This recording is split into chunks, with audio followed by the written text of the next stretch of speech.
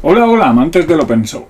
Les habla DriveMeca desde Bogotá, Colombia, autor de los blogs Videojuegos y Open Source y DriveMeca.com, trayéndoles una nueva emisión de noticias de tecnología, hardware, código abierto, GNU Linux, videojuegos y mucho más.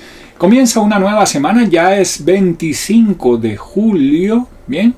Y esta emisión de noticias te la traigo desde este equipo que es Ubuntu BootGui 2204 LTS. Un clima agradable hoy en Bogotá, en la nevera, la Atlántida suramericana. Espero que lo estés pasando genial, tú también, donde quiera que me estés viendo o escuchando. Vamos a ver qué noticias nos trae este lunes, ¿bien? Y le doy la bienvenida a Gabriel Moreno. Bienvenido, Gabriel. También le doy la bienvenida a Steve Code. Bienvenido ambos. Bienvenidos todos. Vamos a empezar entonces. Y la primera noticia es del proyecto FWApp, un proyecto que ya he mostrado en mi canal de YouTube y que nos va a permitir actualizar los firmware de todo el hardware que tengamos en nuestras computadoras.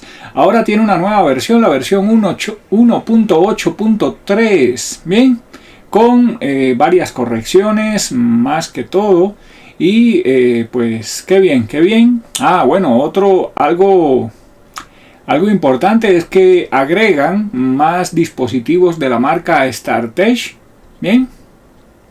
También lectores de huellas Elan, marca Elan, entre otros. Muy bien por el proyecto FWApp, bien, con esta nueva versión, la 1.8.3. Vámonos a la siguiente noticia. Y la siguiente noticia es sobre OpenOffice. Sí, esa suite ofimática que me llama bastante la atención porque no sé, casi no se escucha de ella, pero no ha muerto. No ha muerto, sigue viva. Es Apache OpenOffice y ahora está estrenando una nueva versión. La versión 4.1.13 ya está disponible para, si le quieres dar una oportunidad o si la utilizas, pues actualices su versión. Vámonos a la siguiente noticia. La siguiente noticia es sobre un grupo de aplicaciones o un pack de aplicaciones que yo diría que en algún momento todos hemos utilizado. Esta es FFmpeg, que está estrenando nueva versión, la versión 5.1 de nombre código Riemann. Bien, ya está disponible para que actualices y tengas esta nueva versión que, por cierto, cada 6 meses se está actualizando. Vámonos a la siguiente noticia. Y la siguiente noticia es sobre el escritorio KDE Plasma, el escritorio que evoluciona semana a semana. Y ahora, de la mano de Nate, en su blog, nos dice qué pasó la semana pasada sobre este escritorio, sobre KDE Plasma. Aquí vemos que, por ejemplo, con la iniciativa de solucione un bug en 15 minutos. Ahora, de 52 bugs reportados, se corrigieron 51. Bien. Muy bien por la comunidad. Y bueno, muchas correcciones. Por ejemplo, Discover tiene ahora varias correcciones. También ahora, cuando estemos trabajando con imágenes, vamos a poder ver más información. La información en el código EXIF va a darnos más información sobre esa imagen. Bien, también, como no podía ser de otra, hay muchas características nuevas o mejoras en el escritorio, es decir, en la interfaz gráfica. Bien, también hay correcciones en la parte del panel. Bien, y bueno, mucho más, como nos tiene acostumbrado KDE Plasma. Bien, aquí tenemos hasta un video corto, vamos a ver. Ok, bastante rápido la forma de posicionar ventanas ahora, pasarla de pantalla completa a otro lugar. Bien, y bueno, por supuesto, correcciones. Me llama la atención también que Wayland sigue evolucionando, bien, para la parte de KDE Plasma. Comenta Steve, KDE siempre en las noticias, exactamente Steve Code. KDE evoluciona bastante rápido, es un escritorio que tiene una comunidad muy activa y bueno, semana a semana nos va trayendo sorpresas, bien. Así que ahí está, nuevos cambios, mucho más cambios y correcciones a KDE Plasma. Diego Bajo Cero, bienvenido a esta emisión de noticias. Vámonos a la siguiente noticia. Y la siguiente noticia me llama bastante la atención y es que hay una GPU para dispositivos móviles, la GPU Adreno 619, que ahora va a contar con soporte en el stack gráfico Mesa. Ya está la GPU Adreno 619 con soporte en Mesa. Y bueno, algunos de los teléfonos que tienen esta GPU, por ejemplo el Fairphone 4, aquí tenemos una captura de este teléfono. No sé si acá en Colombia lo venderán, creo que no, o por lo menos no lo he visto promocionado acá en Colombia. Pero bueno, es una muy buena noticia saber de que en Mesa, en el stack Mesa, vamos a tener soporte para estas GPU que este teléfono, por ejemplo, la incluye. Y son teléfonos pues no son de los más económicos. Aquí vemos por ejemplo que el Fairphone 4 está por el orden de los 579 euros. Bien, así que no es que sean económicos, pero tampoco son los más caros. Y bueno, ahí está, es una muy buena noticia a mi parecer de que ahora Mesa incluya también soporte para esta GPU. Bien, vámonos a la siguiente noticia. Y la siguiente noticia es una muy buena noticia también, y es que AMD está actualizando el driver para la parte de sensores de sus nuevos procesadores.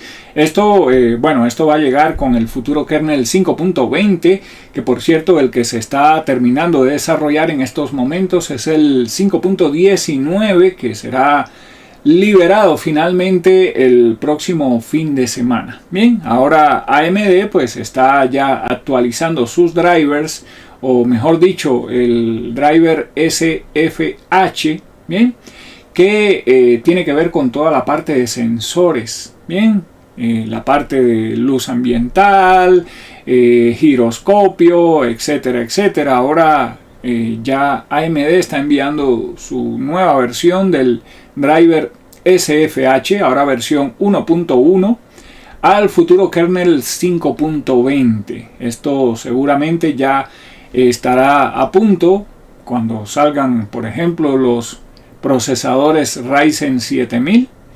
Bien, aunque bueno, para los portátiles me imagino que ya serán los Ryzen 8000, ¿no? Porque si actualmente son los Ryzen 6000, pero es para no mezclar la generación actual de Ryzen de escritorio con la de portátiles. Entonces me imagino que cuando salgan los Ryzen 7000 serán los Ryzen 8000 para portátiles. Bien. Así es, Steve. Así es. Muy bien por AMD, que está actualizando drivers y colocando muchas más características, ¿no? Vámonos a la siguiente noticia. Y la siguiente noticia es una curiosidad, podríamos decir, y también un llamado de atención. Y es que acaban de probar en equipos con procesadores de 32 bits. Y sí, lastimosamente los procesadores antiguos, yo diría que con ya más de 10 años de 32 bits, también son vulnerables al el problema de seguridad que está de moda actualmente, el que están corrigiendo, lo mismo para AMD que para Intel, el problema llamado Red Bleed. Bien, pues resulta que probaron en un procesador, es decir, en una arquitectura de 32 bits, si era vulnerable o no a este problema de seguridad, y sí que lo es. El problema es que, bueno, esos procesadores ya hace mucho tiempo que dejaron de fabricarse y ya los fabricantes como tal no le dan soporte. La comunidad GNU Linux todavía le da soporte, pero hay un problema y es que pareciera que nadie va a crear código para corregir ese problema de seguridad en arquitecturas de 32 bits. Así que si tienes un procesador de 32 bits, ten cuidado porque es vulnerable a Red Bleed y hasta el momento nadie ha dicho de que vaya a desarrollar código para corregir ese problema de seguridad, porque pues cada vez son menos los que utilizan los 32 bits, o bueno, me imagino que no han hecho ese tipo de medición acá en Latinoamérica, porque acá sí que hay muchos procesadores todavía de 32 bits utilizándose. Bien, pero bueno, ahí está el llamado de atención de que sí, que sea un procesador viejo no quiere decir que puedas estar feliz, porque es vulnerable a Red Bleed. Bien, vámonos a la siguiente noticia. Y la siguiente noticia es una muy buena noticia, y es que ahora hay un parche experimental para poder utilizar encriptado en los File System BTRFS. ¿Sí? BTRFS, un formato de File System que se ha vuelto popular por medio de Fedora, y bueno, ya hay muchas distribuciones que lo han comenzado a utilizar activamente. Ahora está probando un parche para poder, por medio de la librería FSCrypt, tener encripción en los File System con el formato BTRFS. Esto, por supuesto, todavía está en modo experimental. Seguramente lo deban probar bastante, y pues cuando ya esté a punto seguramente escucharemos más noticias. Esta librería, la FSCrypt, es la misma que utilizan otros formatos como son Sten 4, F2 File System, por ejemplo, para la parte de encriptado. Así que es una librería, podríamos decir que madura, que está ya probada, pero hay que probar qué tal se comporta con BTRFS. Vámonos a la siguiente noticia. Y la siguiente noticia es sobre hardware, y a la vez yo diría que es algo curiosa. Y es que aquí en esta página, una página española, se han dado a la tarea de sacar la cuenta cuánto puede ser el consumo eléctrico en tu PC con el RGB activo. Sí, esas lucecitas que hoy en día le colocan a todo, al monitor, al teclado, al ratón, a los ventiladores de tu CPU, etcétera, etcétera, para que se vean muy bonitos, también de paso para cobrarte más con el aquello de decir que es gaming. Entonces ahora este sitio se ha tomado la tarea de sacar una cuenta para España, cuánto sería el consumo eléctrico en la factura con todos los LED activos. Bien, hay que tener en cuenta que los LED es una tecnología que casi no consume electricidad, pero bueno, al estar prendido, pues sí que consume algo. Y bueno, aquí en este artículo, por ejemplo, nos dan las siguientes medidas. Dicen que un teclado gaming, más o menos, dependiendo de la marca, por supuesto, es un promedio, ¿no? Un teclado gaming debe consumir 1.07 vatios. Un ratón gaming, 0.3 vatios. Un PC normal, es decir, la torre, un PC de escritorio, ¿no?, que tenga 5 ventiladores RGB, bien, cada uno con 11 diodos, más o menos debe consumir 0.55 vatios. Los sticks de memoria, sí, también los sticks de memoria también les colocan RGB, con 10 diodos, más o menos 0.2 vatios, 2 tiras RGB en la caja, es decir, en el chasis de la torre.